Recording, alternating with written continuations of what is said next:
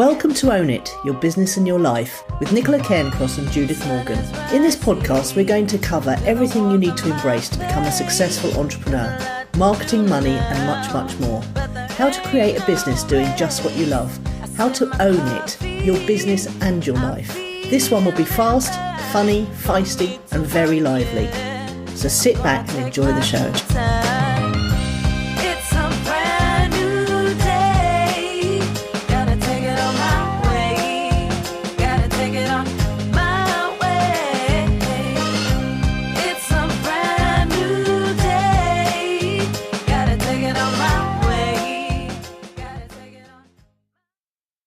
Caller. Good evening. How are you? Hello. I'm all right. How are you? How do I sound? I've got a different pair of headphones on. I've just turned you up because you were quiet at my end. I don't think it's your end. Oh right. Okay. Well, I'm talking at my normal levels, but I've got headphones on which make me sound a bit muffled to myself. So I might have to take That's it. I'm going to take one ear off. Okay. They always make you feel a bit weird. Those headphones that go right over your ears. Oh no, I wear those all the time. They don't make me feel weird at all. Oh, but you can't hear yourself speaking very well. What? Well, so I must be doing something wrong. I don't understand the expression "you can't hear yourself speaking very well." What do you mean? I don't need to hear myself speaking ever. Well, you do, don't you? You need to hear how loud you are. I don't understand. That's up to the other person to decide how loud I am. Honestly, no idea what you're saying. Well, I find it very difficult to wear headphones that muffle sound completely from the outside. So I find it very difficult to talk if I can't hear myself and know how loud I'm talking. Yeah, but you're a bit mutt. You're a bit mutt and Jeff. We know this about you. So. Yeah, but it's always been the same anyway. We'll crack on, shall we? Regardless. Well, you might always have been a bit mutt because I'm blind. My ears are really good. I can hear a pin drop at 1,000 meters.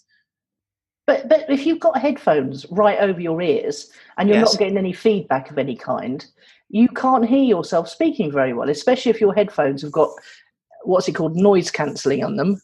I never need to hear myself speaking, and the feedback I get is, are you and I having a conversation that is meaningful? Well, I'm going to have to investigate this a bit more because I definitely find it very disconcerting. Yeah, I think all we're describing is different operating systems, isn't it? I mean, personal different operating systems. So I've got headphones right over my ears. What else do I need to hear in the next hour except you? Well, you need to hear you. No, I don't. I don't. It comes out of my mouth. I talk. You listen. You talk. I listen. I don't listen to me ever when I'm talking. Well, okay. So if I put my headphones fully on, I don't know how loud I am. I could be bellowing really loudly. Yeah, but then I turn you down.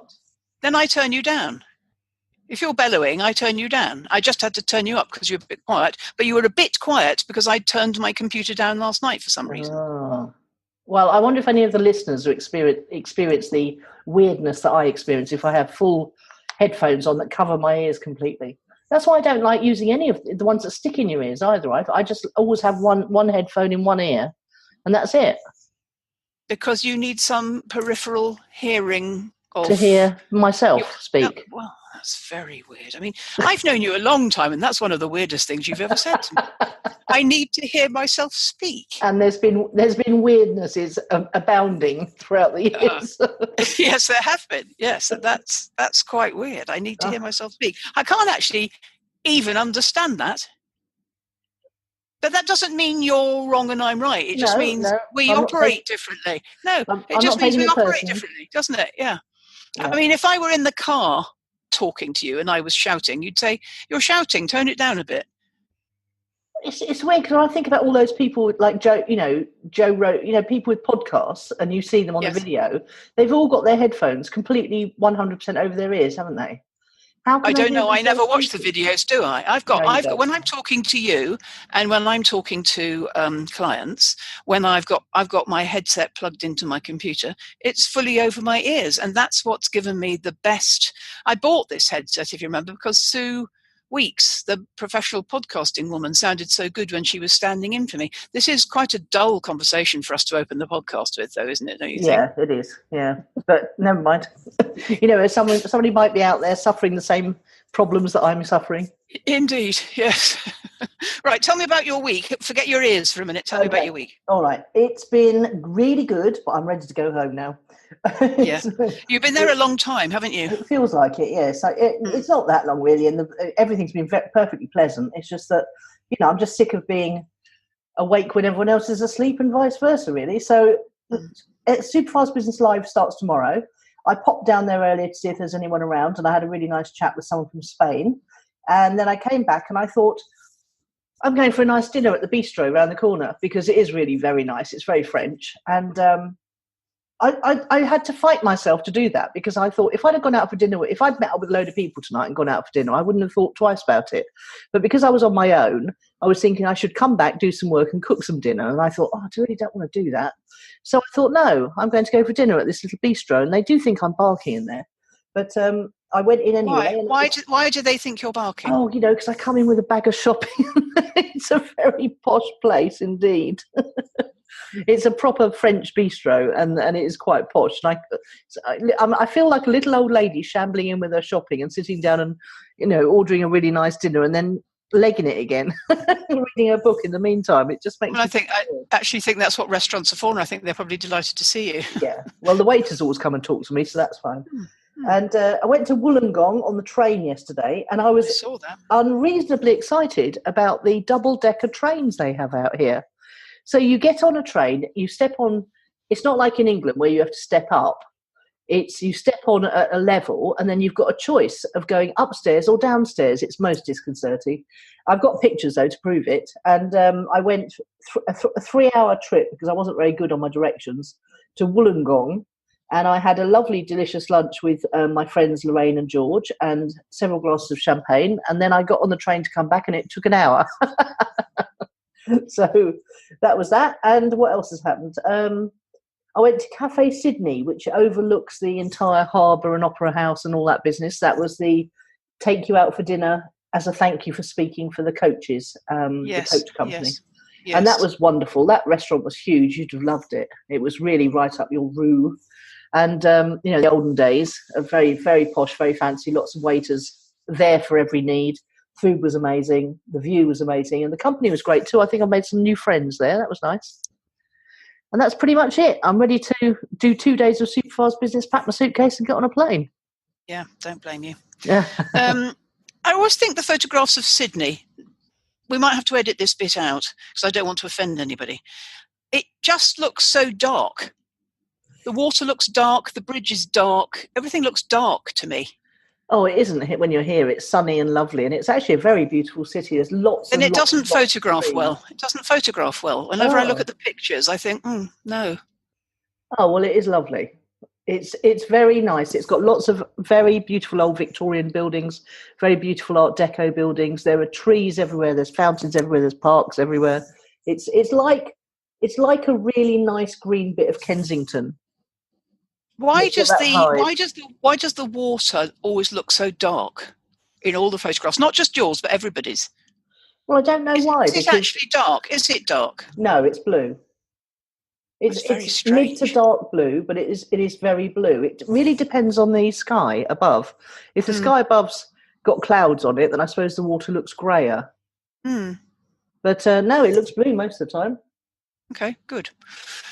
Right, so I'll tell you about my week. It's been busy. I'm preparing for another series of 3 house moves between mid-April and the end of June. So I'm booking cleaners. I'm doing my own packing. I've organised storage with Emma, who was the lady I lived with in Somerset, because you might remember she was starting up her own removals and storage. Yes, I do remember that. Yeah, so today I have the gardener here. She's replanting the window boxes as we speak. And I'm busier with planning and organising and logistics than I've been for months, because of course I've been here since the end of October. And to be honest with you, Nicola, it feels a bit stressy. I'm grateful for all the work we've been doing with Esther, because one day I couldn't find storage. I was like pushing against doors and they weren't opening. And I thought, then I chilled, and then I remembered Emma. And actually Emma and I didn't end very well, if you remember. And I thought, well, actually not just encouraging her business, but this will give me a chance to mend fences. And she's coming up, I think, either tomorrow or maybe Thursday. Don't know, but she's a real can-do woman. So she will load the car and take the problem away from me. And it's like a third of the price of what doing it myself in London would be. Yeah. Self-storage is, get it in the car, drive it to the big yellow building, get it on a trolley and put it in I don't have to do any of that. Emma's just going to come here. Well, because of my knees, I don't want to have to load my own car, load it up 2 flights of stairs, load it onto a trolley anywhere. I don't want to have to do any of that. And she's very can-do. She's just going to come and make the problem melt away. And then I found I had the same problem with a cleaner. I couldn't get my normal people, even with 2 weeks' notice, to come. And they were trying to upsell me to this end of tenancy clean that they wanted £171 for. And then I didn't push it. I relaxed. And then I found a woman on Saturday who's going to do it for much cheaper than that. And that's what we were talking about last week, really. Don't try to force things, relax, pull back, and know it will happen a second or subsequent time of asking. And if it hadn't been for our Esther work, I would have been quite even more stressed, I think, about trying to organise all of that, because it wasn't easy and it didn't happen first time. And then today is Tuesday, which is odd for us. On Sunday, I went to my nephew's to meet his cat, Fish, who, as build, is in fact totally frisky, but absolutely beautiful. What is cat? Yes. And I've planned 2 dates for doing a recce for each of the 2 next places, so May in Bedfordshire, June in Middlesex. And I wondered if you would mind going back to your Stupa Life forum and putting a little message on your original message saying I booked up till the 1st of July. Would you do that? Yes, of course. Yeah, so that nobody needs to contact me for May or June. I'm booked for May and June. And maybe that's the way to say it. I'm booked for May and June. Yeah. Right? Positively, yes. Yeah.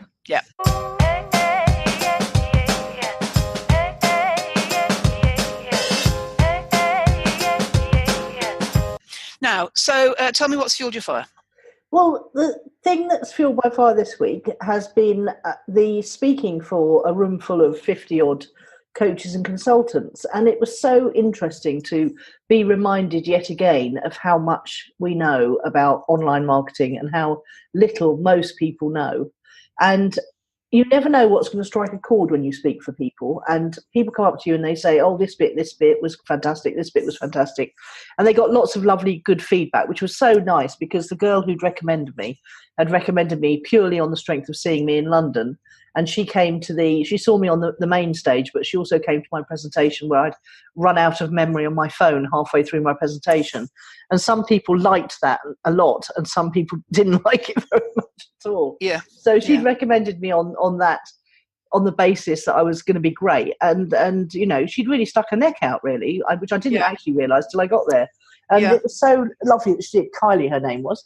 And she was one of the person who took me out for dinner the night after. But it was quite inspiring to know that you can go into a room full of 50-odd business people and still know more than them. Because we sort of think that online marketing is coming to some sort of conclusion in some way. That I keep hearing that Facebook's going down the pan, and nobody's using social media, and the kids aren't using email, and it feels like it's coming to an end. Whereas actually, it's actually for these people I spoke for, it's only just a door opening, and that was a really lovely, positive feeling. It's I'm going to talk about something similar, actually, more about it coming to end in different ways for me. But it's interesting that Kylie, I think, has been listening to our podcast, hasn't she? She has. She's an avid listener now since last year, which is marvellous. And the other thing I'm going to talk about is exactly what you said, which is how we can't please all of the people all of the time. The battery issue didn't put Kylie off, but did put the wrong sort of person off. Yes. Yeah, she like half the room found it funny, and two people complained about it. Not very well prepared. Actually, there's a good ratio, isn't it? It's always the two that you and I, me more than you actually worry about, and it's only two. And then you said half the room, but actually it wasn't half the room; it was two. Yes. And we really did have a splendid night. She brought some friends along, one of whom had just secured a big round of funding in a startup, and the other lady was right up my route in terms of ancient aliens, pyramids, and Esther. In fact, big Esther fan. Oh, good. Yeah, so we had a good old chat about that. So it was lovely. It's interesting because Esther, we're only 6 weeks into Esther, and you met a big Esther fan. Yeah. Yeah. So last Friday I sent out my newsletter saying I'm not sure whether I'm ever going to send you one ever again. And how many people complained?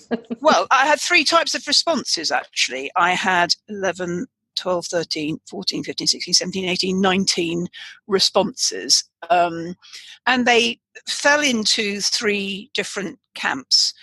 2 people said, I've deleted Twitter and I've deleted Instagram and I found it absolutely liberating. And another woman said, when I cancelled something, I found 5 new clients came into a new space. So they were sort of on my vibe when it came to creating space and manifesting other things from having created a space.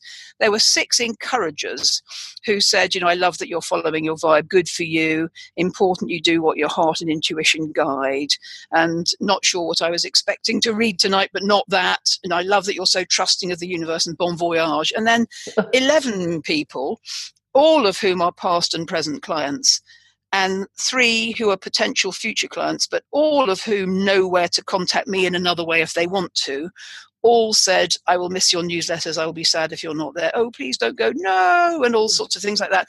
And what it brought out in me, that 11, was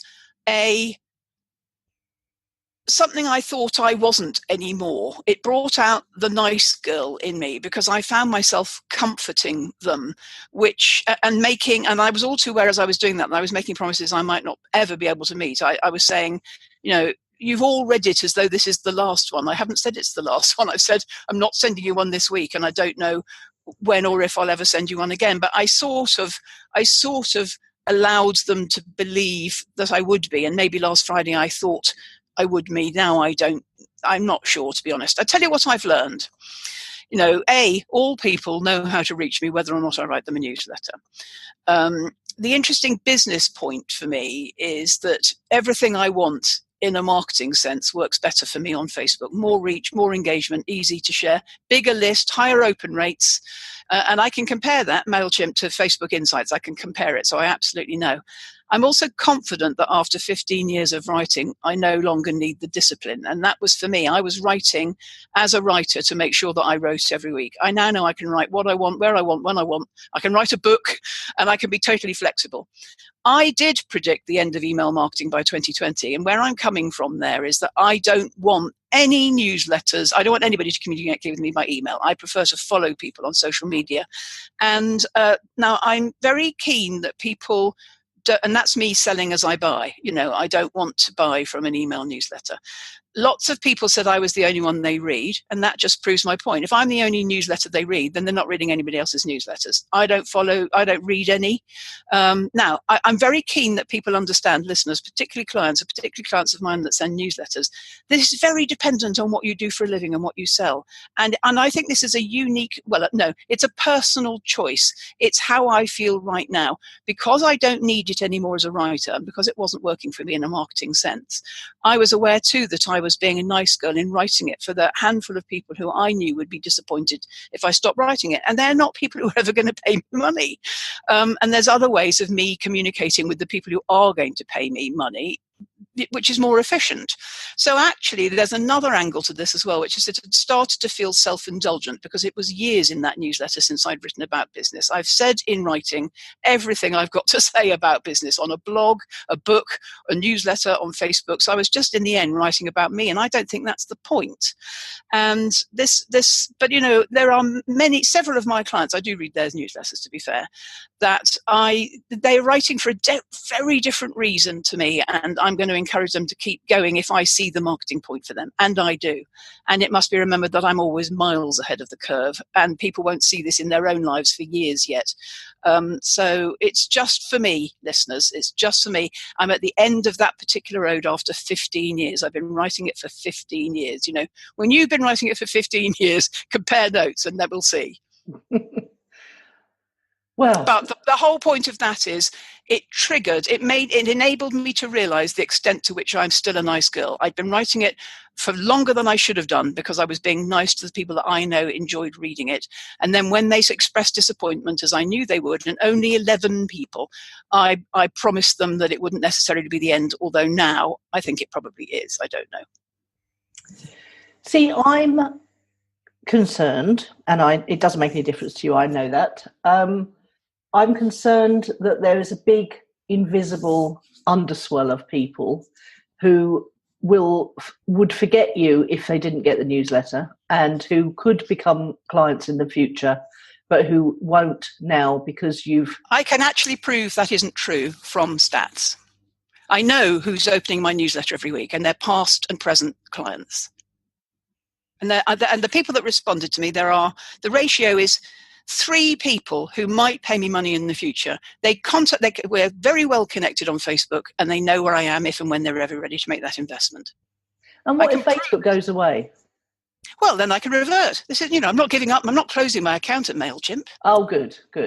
You're not doing the whole cut off your nose. The numbers don't work, Nicola. I can reach 5 times as many people on Facebook, and 10 times as many people engage with me. I was just writing it for a few people I knew liked reading what I had to say this week, but I wasn't writing on business, and it felt self-indulgent. I was just writing about me and my thoughts and my, it just wasn't, in a marketing sense, it wasn't working. And there's no whole swathe. There might be about 3 people, and they know how to contact me.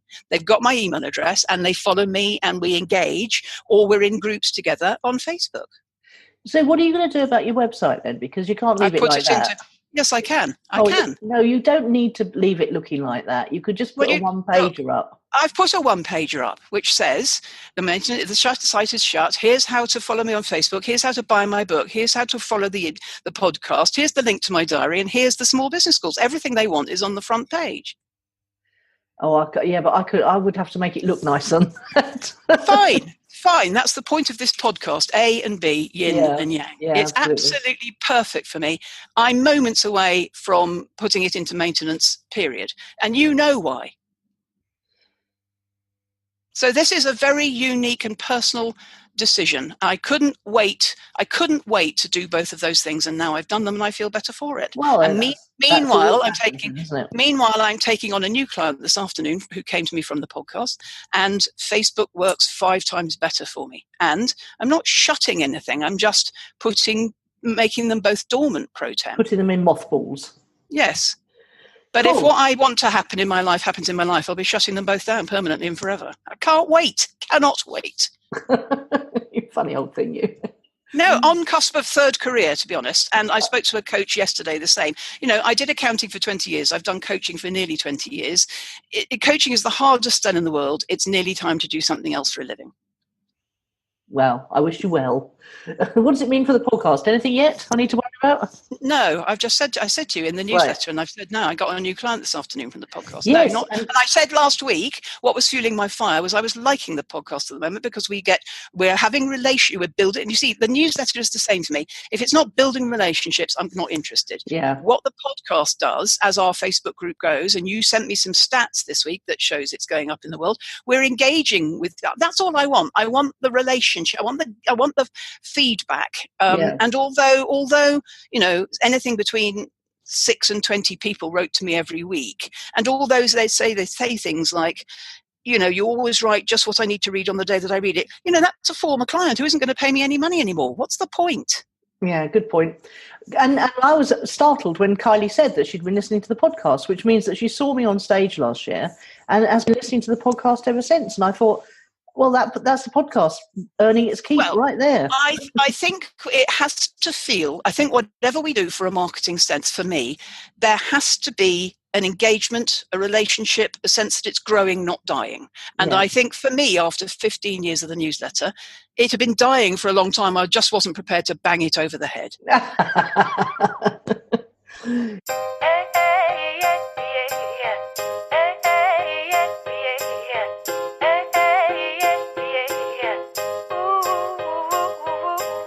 Good stuff. All right. So let's talk about someone who's starting something, shall we? Oh, my God. The irony on Saturday morning, after I'd written on Friday to say that's the last ever newsletter, Sue Okell wrote to say, here's my first ever newsletter. Oh, God. Oh, I was so excited. I phoned her immediately, even before I'd finished it, and halfway through my breakfast. I need to call you now, because you and I have nagged that woman for 15 years, well, the same 15 years, to go out to the world in her own right, haven't we? Yes, I think we have. It feels like it anyway. We have. So I've written here, it was a lovely moment on Saturday for you and me both when Sue Okell sent through her first email after we've been nagging her between us for years to do that. We both hold her in high esteem. So our focus of the week is listener guest Sue Okell. And her first newsletter was the first of 5 where she's sending out some free vids about that. And you can subscribe at sueokell.com after you've listen to her be our listener guest today. And just to let you know, I was scribbling notes for the first. I scribble notes on some of our guests, but on this one, I had my pen firmly in my hand for the entire session. So, well, when I called her, she told me that, so and terribly impressive. Yes. So let's go to it. Yes, marvellous. Okay, so let's welcome Sue Okell to the call. And Sue is someone who both Judith and I have known for a long time. And Sue and I used to talk a lot. And then you got very busy with life and decorating and moving house and all that stuff. So I'm really looking forward to catching up on what you've been up to, Sue. So tell us all about it. Well, hello. And you catch me at an interesting time, actually, because I'm still moving house, would you believe?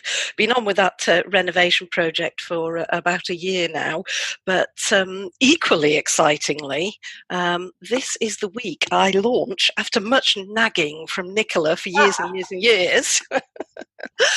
This is the year I launched SueOkell.com. Can you believe it, Nicola? I'm so thrilled, I can't tell you.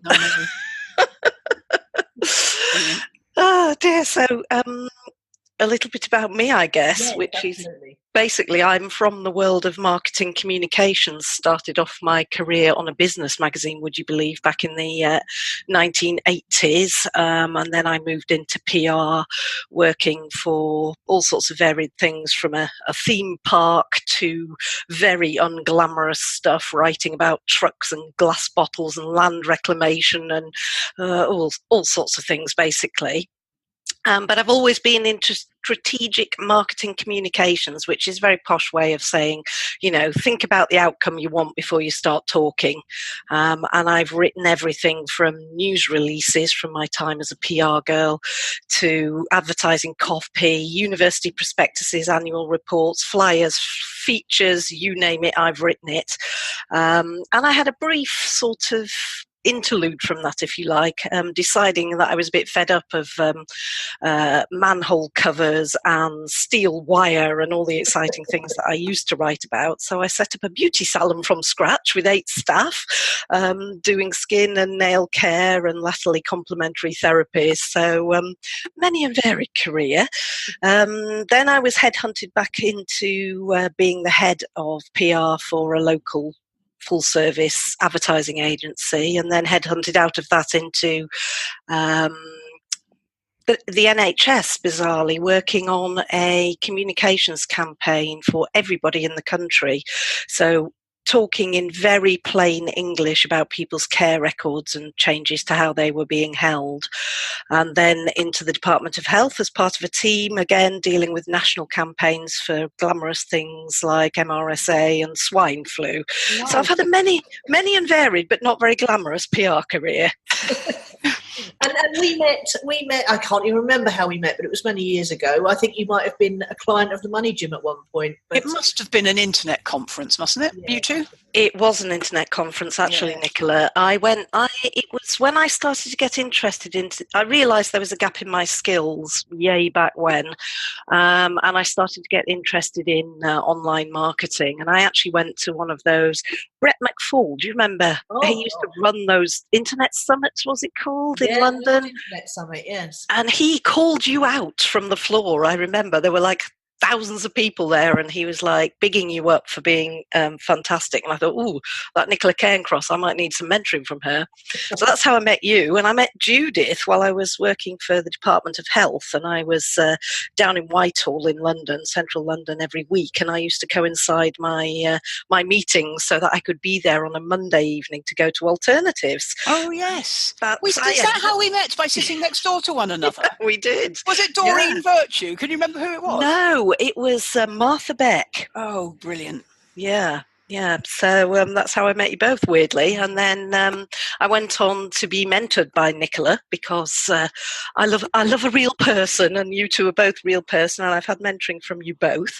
So something must have worked, mustn't it? Because here I am, all those years later, finally getting round to launching my website. And let me the thing is, I mean, you haven't been doing nothing, have you? You've been absolutely not. Right-hand woman for someone very high profile for many years, a very loyal right-hand person, and I'm delighted to hear that you're going off on your own again now. Yeah, well, it's interesting, isn't it? I mean, I've done marketing communications for about 30 years now, and then 10 of them, as you say, the last 10 years have been working with fairly high-profile names in personal development, helping them convert their books and their offline workshops into online training courses, and then launching and marketing those, and latterly running a full membership website, daily blog, offline, online retreats, weekly meditation sessions, all sorts of things, as well as a short stint working with Nicola in Raw Digital. Oh, yes, that's right, you did. And the thing I'd like to say about you particularly is that you are very interesting to me because you are very strategic yet detail orientated, which is a very unusual combination. And you've gone on to learn how to deep dive into what clients, why they come to you, what they're really interested in, and why they buy, which I think is what you're going to talk to us about today, isn't it? Yeah, indeed, because it's fundamental, isn't it? If you've got a business, whether you're online or offline, understanding why people buy is important, because if they don't buy from you, you haven't got a business, have you? And you haven't got an income, so it's pretty critical. It is hard to find out. I mean, I've been asking my recent clients, why they joined my membership site, and getting a straight answer out of any of them is really quite hard. And they often don't remember how they found you, or they know it was a gradual awareness over time. So I'm looking forward to hearing what you've got to say today. Before I go into that, it's because if you do have an online business, and you will know this better than anyone, Nicola, that psychology of why people buy, it's basically why they work with you in the first place, and I call it, there's sort of a communication and conversation circle, and that's got 4 bits to it. Jigsaw puzzle circle, whatever you want to call it, but there's the bit that you do brilliantly, which is helping people with that hello, woohoo, I'm over here, this is me, come on over. So that'll be the promotion bit, where you're out all over Facebook, you're doing all your social media, you're doing your advertising to get people over to your site. And then the bit where I'm focusing my attention really is that the second bit of that is sort of you and me.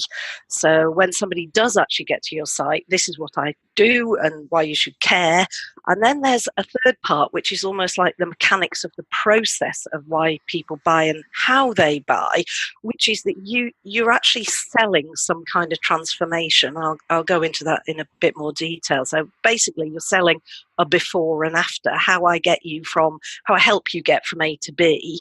And the fourth bit is basically, do you want some more of that, or do you want something a bit different? So it's, hello, this is where I am. And then there's you and me. This is what I do. This is why you should care. Do you want some of it? And then there's, this is how I help you get from A to B, the process.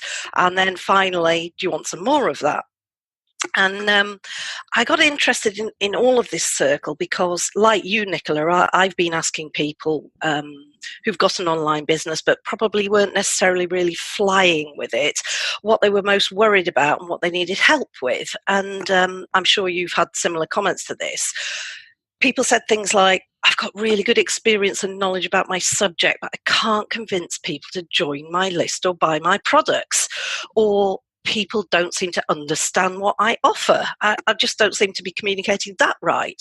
Or this is worse, I've tried advertising, I've spent a load of money, and I don't think I got a single sale. So that got me really interested in why people buy, and more to the point, why they may not be signing up or buying from you right now.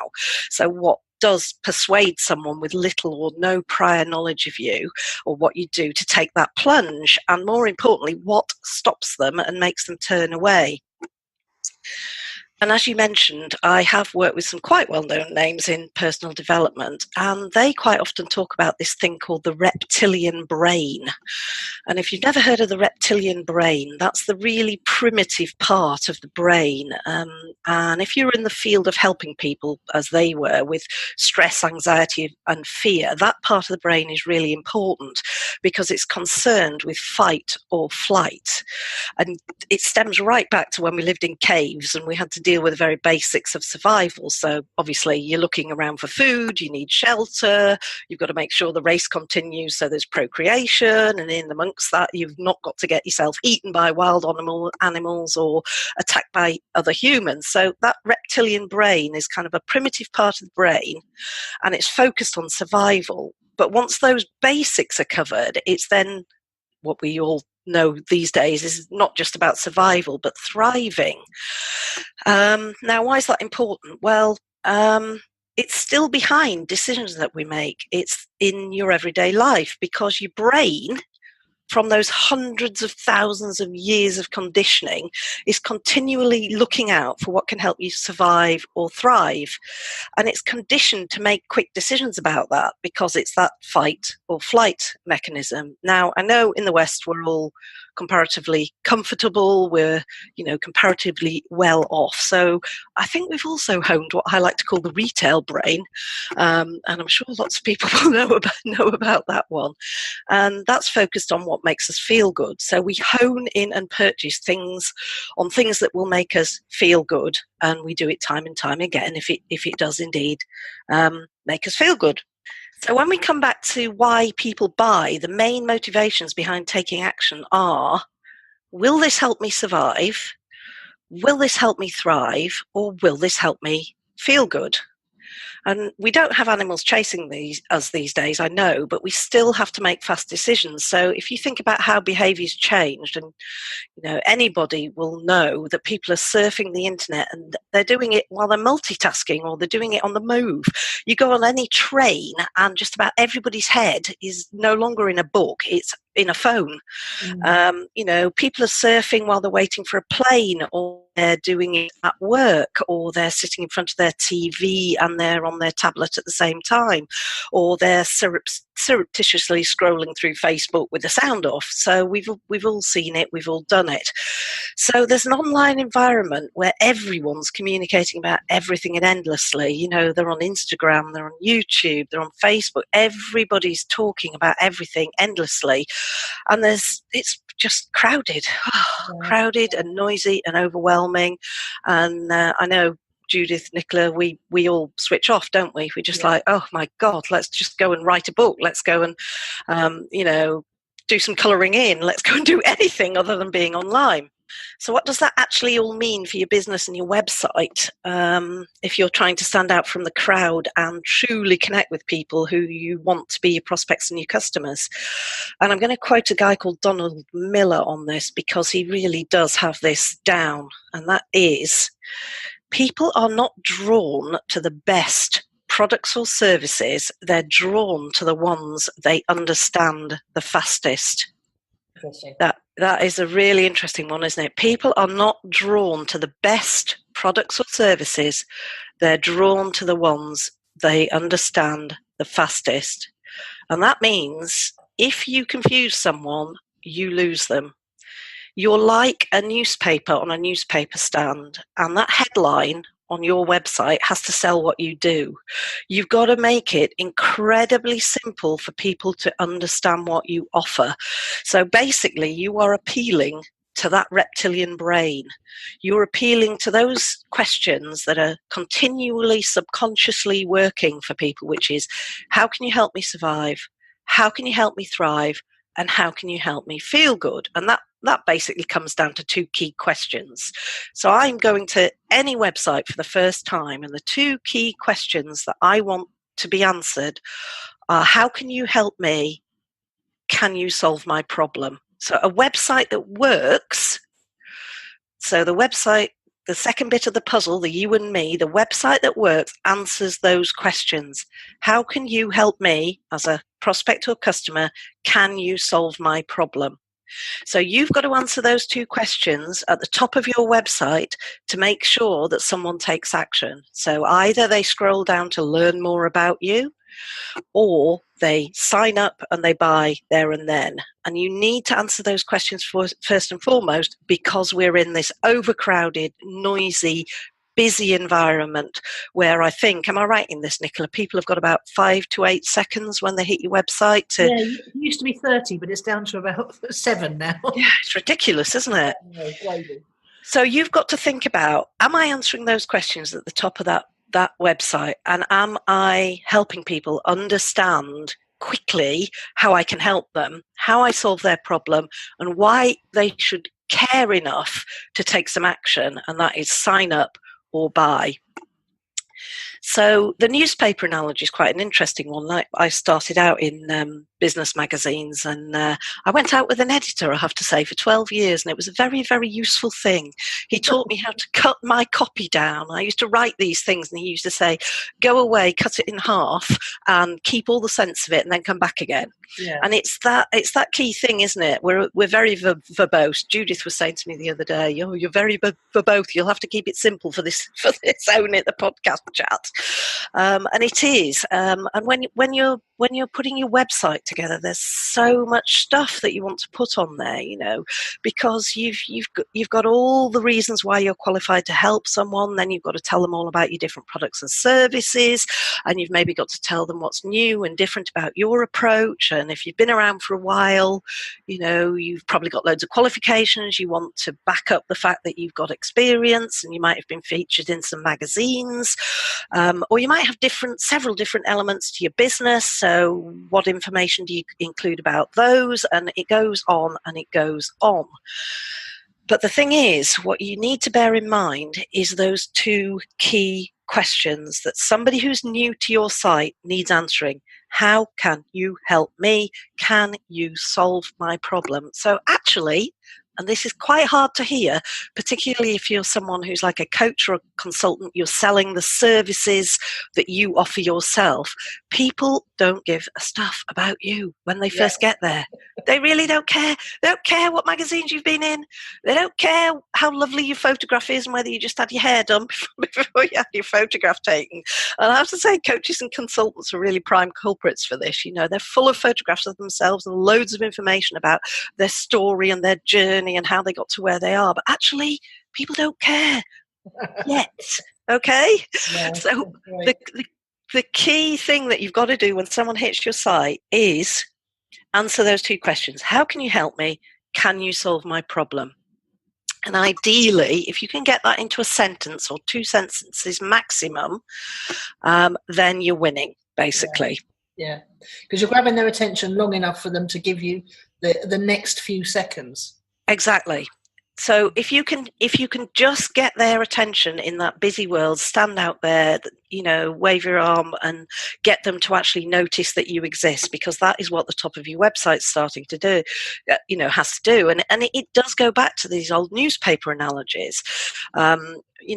Journalists write a story and then it gets sent to an editor who will write the headline and the subheadline. And you think about that, you've got your newspaper on the newspaper stand, and I'm sure if you're of a certain age, you'll remember things like Freddie Starr ate my hamster.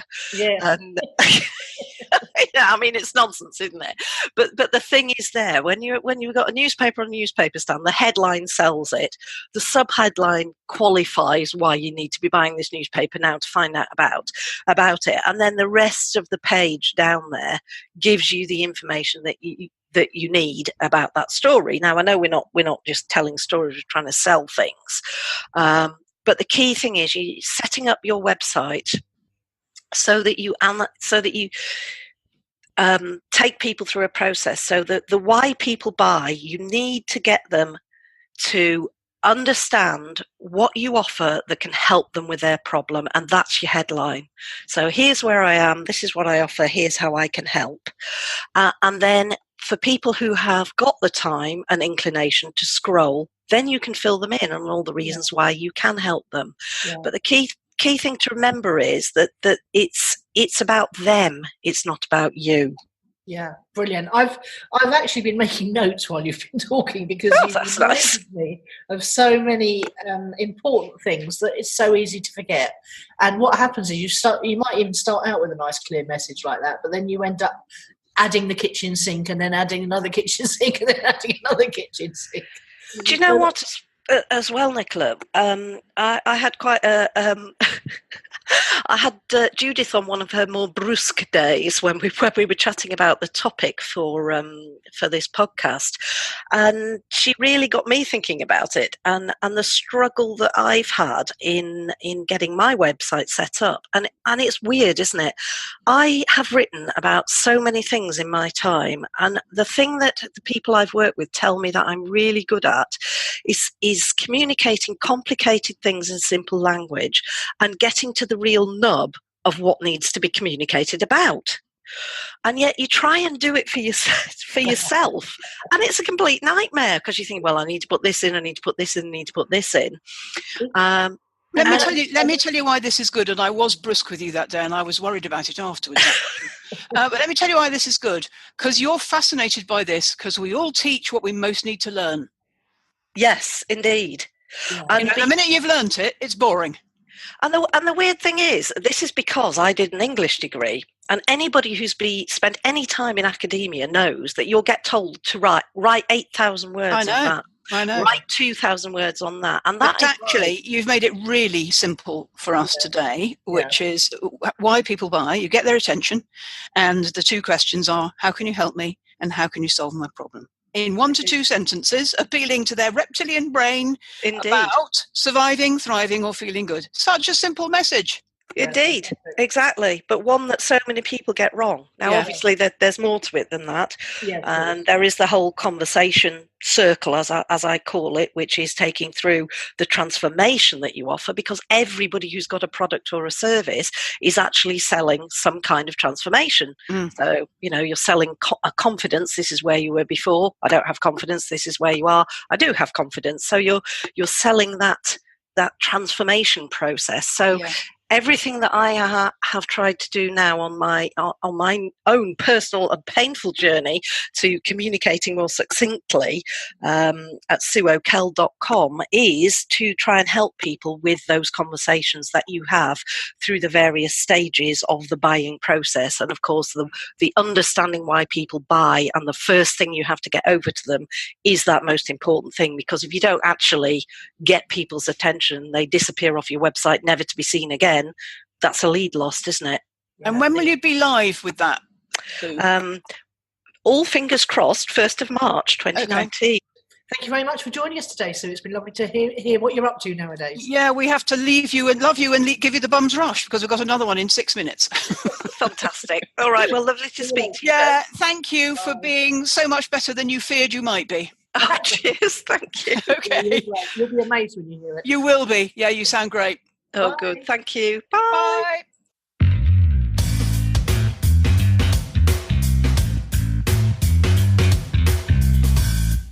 Well, there you go. We learnt a lot on that one, didn't we? Well, I think she's a top bird, and I always have, and you do too. And it's so wonderful to see her coming out in her own name, isn't it? Yes, I'm absolutely thrilled about the whole thing. I really am. And, I really have scuttled off and changed a few things already on my own website and one of my clients. So. Oh, good. She'll be pleased to hear that.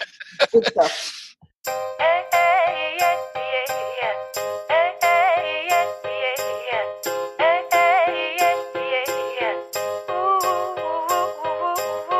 Now, what's your word of the week? Deli. DELI, as in delicatessen. Because I have been living the deli life for the last 3 weeks. Okay. I actually bought some chicken the other day with the goal of wrapping it in prosciutto and stuffing it and cooking it in the oven.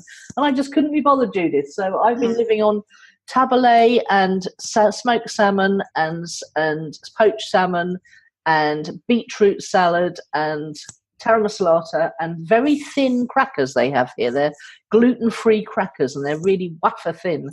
And I eat like that all the time. And last week I was talking to a client about eating like that, and she said her little niece does, and her little niece calls it bits and bobs. When her mum says, "What do you want for dinner?" she's going to have bits and bobs. It's lovely because you get lots of different flavours. Today I had smoked salmon around the edges. I had hard-boiled eggs chopped up. on top of a lentil and chickpea salad with prawns. And they all came from the deli counter of the local Woolworths. It was brilliant. Yes, mostly low carb as well, by the way. Well, exactly, yes. So that's my word. What about you? Mine is love, because you probably noticed that in the MasterChef final, all three of them used that word with tears in their eyes, and even John and Greg were moved, and nobody was embarrassed, nobody thought it was soppy. Love is an essential ingredient of good cooking, and all three of the finalists and John and Greg were agreed on that. And I thought it was lovely that the three women talked so openly about love and expressed their love for their friends and families and their love of food through their food, and that John and Greg had tears in their eyes too. So I thought it was just brilliant. Yes, I really enjoyed it too.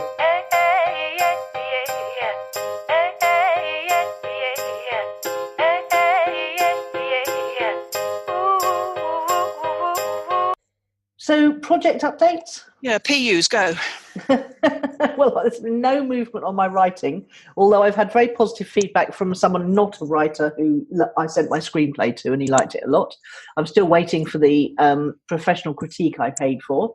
I have planned out on paper with a pen my next screenplay, but I haven't written anything. I've actually felt quite knackered in between gigs here. I bet. Yeah, I bet. And also, I am totally not sleeping very well. Some nights I have to put my headphones on. It's just so noisy here. It's unreal. And if you have the window open, it's even noisier. So feeling, giving myself permission to, I watched the Kardashians in the daytime today. I felt really naughty. So giving myself permission to do things I wouldn't normally do, like watch TV in the daytime and move about slowly and, potter. I've been pottering and reading and, showering late and getting dressed late. And tomorrow I've got an early start tomorrow. I've got registration at 8 o'clock. So I've been saving my strength up for the next couple of days. I mean, this is it's the point of being self-employed. It is, but I never do it like that. I just keep pushing. Well, but do you think you might do it like that more in future? Yes, I think I might now, yes. Yeah. It's very nice. I quite enjoy it. Yes, I always watch telly in the daytime. Yeah, honestly, I just feel so decadent to me, but I did it today and I enjoyed it. And I'm really enjoying the Neil Gaiman masterclass. He's got such a beautiful way of speaking. So I suppose I have been doing something. I've carried on learning, but not actually writing anything. Okay. And recharging my batteries, I think. Learning. Okay, so what, anything else? No, that's it. Okay, so last Thursday, I think it was, I went to Worthing and back with my passport. The conveyancing solicitors did not make contact in advance despite 3 days' notice, but sought to telephone me during the drive back from Worthing, which is very annoying because I don't have hands-free. I arrived home to an email from them with thousands of attachments, and I've had to ask my virtual office to print it all and mail it to me because although I have Adobe Sign and I can generally do all forms online without a printer, this was so complex and difficult, and they wanted quite a lot of them in hard format. Now, that parcel's arrived today, which means I have to fill them out, take them down the post office. I mean, who wants things in a hard format anymore? I don't know. The fascinating thing about the drive to and from Worthing was that none of my Maps apps work. So I managed to find my way to the shopping centre car park in the estate agents without either Google Maps or Waze. I know Worthing just well enough for that, although I thought I was incredibly lucky. And I was there for less than 5 minutes, and the return trip took 4 hours. Oh, Judith, that is horrendous. I came out of the car park moaning about what a waste of my time it was, and then I caught myself on in the wrong vibe and started chanting Abraham at myself. Okay. No, it's a 2-hour drive in each direction in order for me to present my passport for 5 minutes. There was no way around it. That's just ridiculous. Do you know what was lucky? That I wasn't selling a flat in Aberdeen. It's so ridiculous when you can open a bank account by photographing your passport online and uploading it, and that you can get an Australian visa by photographing your documents and uploading them online. But still, to conveyance a flat, you have to drive for 2 hours. Well, it's not really that. It's to do with it's money laundering regs. You have to prove when you're buying and selling property that you're not laundering money. So with all firms of solicitors, and it transpires now, all firms of estate agents, and lots in my virtual office, the same. And something else. When I ordered my Royal Mail Redirect, I had to prove that as well. You have to prove it. And if the flat had been in Aberdeen, I could have had my passport notarized, which means you go and you sit in a solicitor's office and you pay £5 and somebody rubber stamps it and da da da da da. And I'd done that before, but my passport had expired. So every 10 years, you've basically got to go back to a notary and pay to be done for this to be done again. I just couldn't be bothered, frankly. I'm just astonished. Yeah, well, it's the way of the world, Nicola. That's what I can tell you. Anyway, there's some good news that's come out of this. Like those stats that you sent me last week, what they did do, the firm of estate agents, and I think you'll like this because it's about digital marketing, is that they sent me what they called a marketing report, which was how many people had looked at my flat on Rightmove between the 18th of March and 10 days later, pretty much. And the answer was a lot. Not just a lot, but well, hang on. How many? I mean, I've got no context for a lot. How many? 723 people. Whoa. Between. Wait a minute. Of course, it's useless unless any of them inspected, and they didn't say that here. Between what date did I say? And the 19th. About the impressions here. No, views in the last 60 days, 723, but it wasn't 60 days. It was, here we go, between the 9th and the 28th of March, there were 723 views. But what's really interesting, let me see if I can make this thing bigger, is now it's settled down at 64. So there was a big spike on the first 1, 2, 3 days, and then the graph drops to about 60. But it does tell you this, which is interesting. It tells you that, hang on, the branch average is a dotted line around 45, so mine is higher than the branch average, and similar properties are at about 16, so mine is 3 or 4 times the similar properties. So that denotes that perhaps it's quite an attractive property, which probably bears out what the entrepreneurial estate agent was saying to me at the beginning. But I thought that, given that that's a digital marketing report, it showed me quite a lot of interesting things. Does it say how? Do you have sort of photos or pages? Is it like a mini website for your flat? Do you have anything? Do you have anything that says whether they looked at 2 pages or 4 pictures? Well, the right move. When you go on Rightmove, it's not really like that, is it? I don't know. No, it's not. So, there's a significantly higher than is normal interest in it, which is being sustained. And I'm sure I'll get this every week or so, so I'll be able to see that. What I didn't do and should have done was replied saying, and did this translate into any viewings? Yes, that's the real criteria, isn't it? Yes, it is. Yes. I haven't had time to do that yet. But of course, last time I bought sold a property, nobody's ever sent me a report like that before. So going back to your point about the door just opening for some people, I'm sure people selling properties would be impressed, nay, surprised by that. Yeah. Really. Yeah, and estate agents are the most Luddite people in the world, really, because they like to rely on telephones. Well, they made very nice particulars, much nicer than I was expecting, to be honest, because most of those flats are daggy, and you've been in this one, and you weren't complimentary at all. But the current tenant has clearly made it look quite homely, and it photographed reasonably well and looked quite nice. I thought, well, if I bought that, I could probably make that quite a nice home, actually. Do you know, I completely can't remember having ever been in one of your rental properties. Thank God, because you sent me an inspection report afterwards, which was very scathing. I'll tell you that. Oh, yes, I offered it to you when you were homeless. You went, "Oh no, not even when I'm homeless am I going to live in that." Oh, really? Pretty much. So I thought it was probably much nastier than it turned out to be in their particulars. But that, for instance, the particulars is something that the conveyancing people want in hard format so they can file it. I mean, what?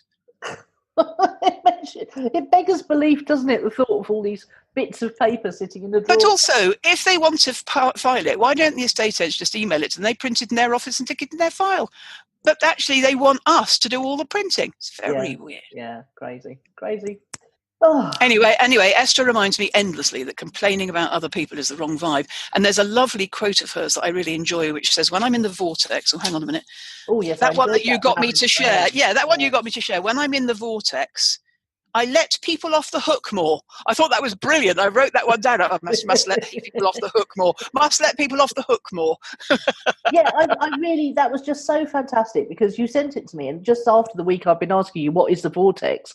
And that just explained it so beautifully. It did, didn't it? Yeah, and easy. And it's a lovely rampage which raises your vibe as you listen. Yes, because the energy, when she gets really going, quite, really yes. When she rampages, it does raise your vibe, doesn't it? It does. I like it a lot. Yeah, yeah.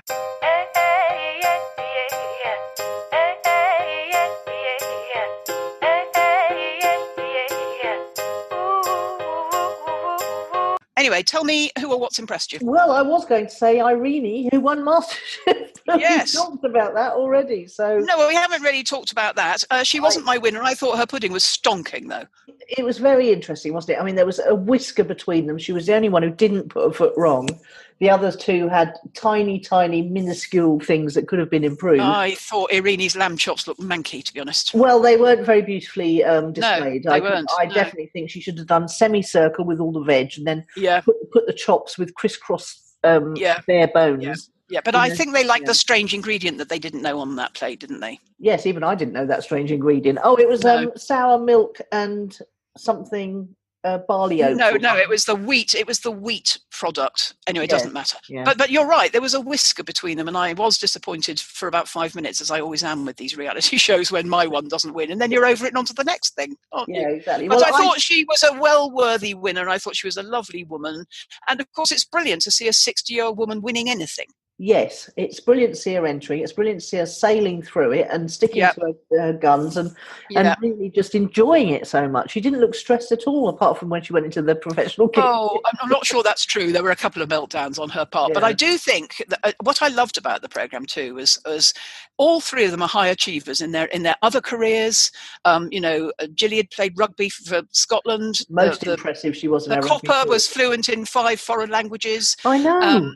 They were all high achievers in their own right, and they all had these lovely, supportive middle-class families. It was so sweet. and that they were genuinely friends at the end, weren't they? You could just tell how they really would have shared it if they'd given half a chance, wouldn't they? Yes, they would. And they were so lovely with each other, weren't they? Yeah. So I've been looking up Kenny Tutt's restaurant opening. It's starting to be renovated in Warwick Street. Now, do you remember if you came out of the Acacia and turned right and went along the road, there was like a pedestrian precinct towards the clock tower? No. I'm testing your memory of where you stayed. Although I think you and I sat out in it once while some chap came down to meet us for a cup of coffee and talk about possibly. Yes, possibly. Yeah. Well, anyway, Is it there? That's where his restaurant's going to be. Yes. And it's being open, but it's not opening till May. So I was hoping I might be able to get in there next week, but it's not to be. I've got to wait until May.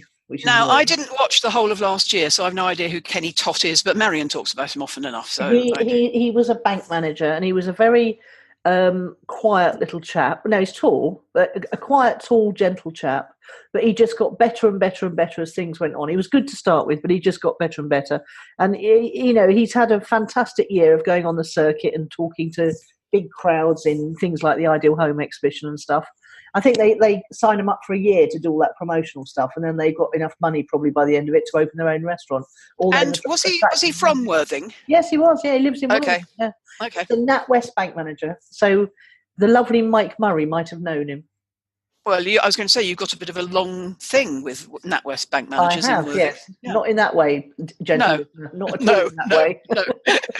I've coached a couple, put it that way. And what about you? Who or what's impressed you then? Yeah, Joe and Kerin, two of our listeners, who both of them put in our Facebook group how the miraculous results they're manifesting with Abraham. So Joe, I said last week, had manifested a pay rise, which hasn't happened for years, in her own words. And then she discovered a tax rebate for twice the amount that she was expecting. No, really? Wow. She said that she feels less anxious about things and better able to see how the universe has her back and more evidence of the universe at work. And she's become happier and less fractious over what happens next, which I thought is nice. And then Kerin, who's our, I think a longish term listener, and in Australia, but a recent innocent, hello, it's me type of waving thing. She said, we've been doing Abraham Abundance Money one at night, which sends us into a very deep sleep. And in less than 2 weeks, it's led to a highly paid day facilitation, a refund from the water company we haven't been with for 18 months, 3 really expensive dinners paid for, and a lovely cash bonus for helping a friend set up a website, and several other small abundant surprises. And she goes, we just keep saying, thanks, Abraham. We love this so much. And this is what she says at the end for you and me. And Judith, this is what I mean about you and Nicola just openly talking about stuff. It has helped so many. Oh, that's lovely, isn't it? It's their results. Do you know what I love? So what's impressed me is them going all in, doing it. I mean, Jo, against her better judgment, I had to nag her quite seriously. Kerrin just sounds like an early adopter. Oh, that sounds good. I'll have a go. And they're both prepared to share their results, and their results are worth having. And Jo reported, definitely, I would think about 3 weeks, those two. Yeah, marvellous. Well, I'm still at it. I'm still, trying to listen to one a day. I think, well, we'll all go on doing it, those of us who are getting the results, I think. But it's interesting that they come thick and fast, and they make you go, wow. Well, I had to meditate for 2 solid 15-minute sessions the other day because I didn't want to do something. Yeah. And I thought, I know what I'll do. I'll lie down and meditate. But I've got this guided meditation by Vishen Lakhani, and I thought, I came to the end of it. In fact, I think something beeped at me halfway through, or it might have just lost connection with the internet or something. So I thought, no, that one was spoilt. I'm going to go again. I was nearly asleep by the end of it, I must confess, but it felt lovely. I mean, that ranty one that we liked about that Richard supplied, and then that's, about I know I'm in the vortex when. I've started to write all of the things down, I'm eager. I'm full of appreciation and satisfaction. I know my own goodness. I'm clear-minded. I feel good about me. I'm elated. I trust myself more. My heart sings. I'm optimistic. Everything is easy. I'm ready for more. I'm energized. I let people off the hook more. Good things happen to me. It's a wonderful reminder of how easy it is if you choose a few of those, like I had to in the Worthing car park, to get back into the vortex. She goes on for about 9 minutes, doesn't she? It's many more. I gave up writing when I ran out of page, but there's hundreds of them, I would say. Yeah. Well worth a listen. So go and check it out. Did you put it in a Facebook group, did you? I put it in our Facebook group, facebook.com/groups/Own It the podcast, free to all listeners. And when we put in last week's show, which was about the path of least resistance, and then I shared it with you and you said go and put it in there, and I went back to that place and added it on as a comment, and then Jo and Kerrin come in with their comments as well, so it's quite lovely. A good story in our group, actually. Yeah, lovely. And we'd love to hear other people's experiences as well, even if it only makes you feel better. It's worth doing. I totally agree. Yeah, absolutely. High vibes all round. Woo-hoo. Absolutely. And speaking of high vibes, next week you'll be in Shoreham when we speak. Yes. Actually, we do 2 next week, so 2 from Shoreham next week, and then back to Stupa with you. Oh, I can't wait to get back to Stupa. The beach looks fabulous. I bet. And then out again, but we won't talk about that just yet. No, okay. All right then. See you on Monday. Yeah. Bye. How do they do it? Not a care and suffering. Wanna step into their world. You've been listening to Nicola Cairncross and Judith Morgan. The podcast is called Own It, Your Business and Your Life. Do come and visit us at ownitthepodcast.com. We love to hear your feedback. You can find out more about Judith and visit her on her website at judithmorgan.com, and you can find Nicola at nicolacairncross.com.